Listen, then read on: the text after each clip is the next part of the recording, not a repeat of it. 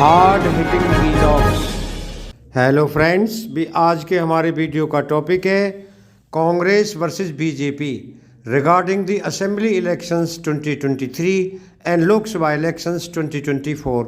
दोस्तों, ऐसे लोगों की कमी नहीं है जो मान रहे हैं कि गुजरात विधानसभा चुनाव में भाजपा की छप्पर फाड़ जीत ने 2024 का रास्ता तय कर दिया है। ये वही लोग हैं जिन्होंने इस साल के शुरू में हुए 5 राज्यों के चुनावों के बाद 2024 को डन डील कहना शुरू कर दिया था।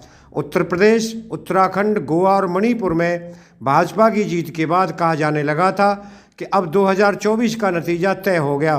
भाजपा की जीत में कोई संशय नहीं है। गुजरात के विधानसभा चुनाव में भाजपा की प्रचंड जीत और कांग्रेस के सफाई से धारणा मजबूत हुई है कि अब 2024 में भाजपा और मोदी के लिए कोई चुनौती नहीं है। लेकिन ऐसा मानना अभी जल्दबाजी होगी, क्योंकि लोकसभा चुनाव अभी बहुत दूर हैं। इससे पहले राजनीति में कई मोड़ और कई उतार चढ़ाव आने वाले हैं। दोस्तों, ये सही है कि हिमाचल प्रदेश विधानसभा का चुनाव कांग्रेस जीती है और दिल्ली नगर निगम का चुनाव आम आदमी पार्टी ने जीता है। लेकिन इन दोनों राज्यों में लोकसभा की कुल 11 सीटें हैं, जिनमें से 10 भाजपा के पास हैं। अगर साल के शुरू में हुए चुनावों को भी देखें तो सिर्फ पंजाब में आम आदमी पार्टी जीती, जहां लोकसभा की 13 सीटें हैं।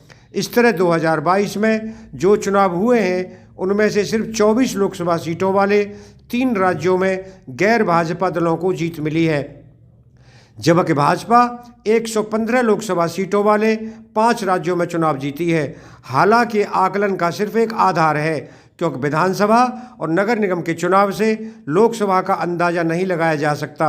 लोकसभा का चुनाव बिल्कुल अलग पैमाने पर और अलग धारणा पर लड़ा जाता है। दोस्तों, बहरहाल मार्च 2024 में लोकसभा चुनावों की घोषणा होने की संभावना है और अप्रैल मई में मतदान होगा। इस लिहाज से लोकसभा चुनाव में 15 महीने का समय है। इसलिए इस नज़रिए से देखें तो कह सकते हैं कि चुनाव में बहुत ज़्यादा समय नहीं बचा है। लेकिन इसे देखने का दूसरा नज़रिया भी है, और वो ये है कि अगले साल 10 राज्यों में विधानसभा के चुनाव होने हैं। यानी लोकसभा चुनाव के महामुकाबले तक पहुंचने से पहले 10 छोटे बड़े और मुकाबले हैं। इस लिहाज से रास्ता बहुत लंबा हो जाता है। देश के सुदूर पूर्वोत्तर से लेकर बिल्कुल उत्तर और पश्चिम से लेकर दक्षिण और मध्य तक अलग अलग राजनीतिक, सामाजिक, आर्थिक व भौगोलिक पृष्ठभूमि वाले राज्यों में अगले साल चुनाव होना है। इन राज्यों के चुनाव नतीजों से पूरे देश के राजनीतिक मिजाज का पता चलेगा। इन नतीजों से चुनावी धारणा प्रभावित होगी, पार्टियों की तैयारियों का अंदाजा लगेगा और नेताओं व कार्यकर्ताओं का मनोबल बढ़ेगा या कम होगा। अगले साल के शुरू में पूर्वोत्तर के 3 राज्यों त्रिपुरा, मेघालय और नागालैंड में चुनाव है।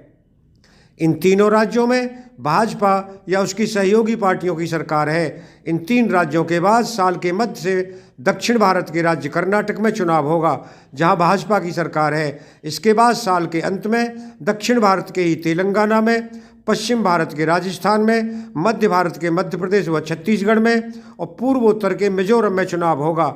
10वां राज्य जम्मू कश्मीर होगा। यह अभी केंद्र शासित प्रदेश है, लेकिन परिसीमन का काम पूरा हो चुका है और अगले साल चुनाव करवाए जा सकते हैं। सोचें कितनी विविधता वाले प्रदेशों में अगले साल चुनाव होने वाले हैं। अगले साल जिन राज्यों में चुनाव होने वाले हैं उनमें लोकसभा की 121 सीटें हैं, यानी लोकसभा की 1/4 से कुछ कम सीटों वाले राज्यों में अगले साल विधानसभा के चुनाव होने वाले हैं। जहां तक सरकार की बात है तो भाजपा और गैर भाजपा दलों के बीच राज्यों का लगभग समान बंटवारा है, सो दोनों में बराबरी का मुकाबला मान सकते हैं। अगले साल बृहन मुंबई महानगर पालिका यानी कि BMC का भी चुनाव होगा, और वह भी किसी विधानसभा चुनाव से कम नहीं है। फ्रेंड्स, अगले साल जिन राज्यों में चुनाव है उनकी एक खास बात यह है कि एक बड़े राज्य तेलंगाना को छोड़ दें तो बाकी सभी बड़े राज्यों में भाजपा को मुख्य चुनौती कांग्रेस से मिलने वाली है। भाजपा और कांग्रेस के बीच कर्नाटक, राजस्थान, मध्य प्रदेश और छत्तीसगढ़ में सीधा मुकाबला है। कर्नाटक में JDS जरूर है, लेकिन वो एक खास क्षेत्र और खास जातीय समूह की पार्टी रह गई है। तभी 4 बड़े राज्यों में भाजपा और कांग्रेस के आमने सामने के मुकाबले से तय होगा कि कांग्रेस 2024 का लोकसभा चुनाव लड़ने के लिए कितनी तैयार है या उसके लिए क्या संभावना है। अगर राजस्थान और छत्तीसगढ़ में कांग्रेस 5 साल के शासन के बाद एंटी इनकम्बेंसी झेल रही है, तो कर्नाटक और मध्य प्रदेश में भाजपा को अपनी राज्य सरकार की वजह से डबल इंजन सरकार के खिलाफ एंटी इनकम्बेंसी झेलनी होगी। इस लिहाज से भी मुकाबला बराबरी का है। दोस्तों, अगले साल के विधानसभा चुनाव में जो सबसे दिलचस्प चीज़ है वो ये है कि अरविंद केजरीवाल और ओवैसी क्या राजनीति करते हैं। ध्यान रहे, आम आदमी पार्टी की वजह से गुजरात में कांग्रेस को बड़ा नुकसान हुआ था। कांग्रेस के पिछले चुनाव के 42% वोट्स में से आम आदमी पार्टी ने 13% वोट ले लिए और इसका नतीजा ये हुआ कि कांग्रेस 17 विधानसभा चुनावों पर सिमट गई। अगर अगले साल के चुनाव में आम आदमी पार्टी इसी तरह से लड़ती है तो कांग्रेस के लिए मुश्किल हो सकती है।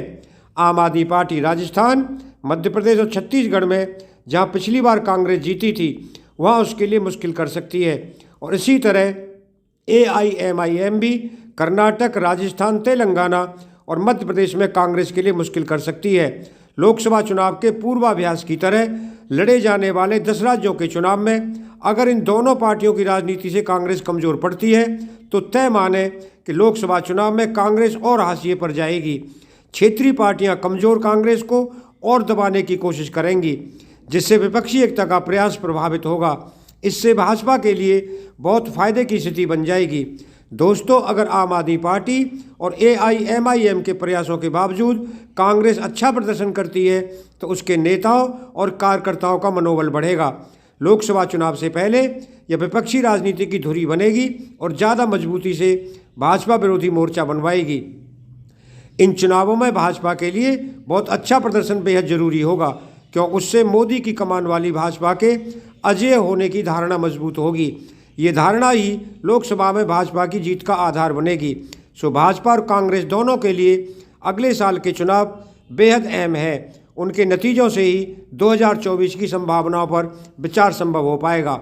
दोस्तों, अगर आपको वीडियो पसंद आया हो तो चैनल को सब्सक्राइब करें, वीडियो को लाइक करें, ज़्यादा से ज़्यादा शेयर करें।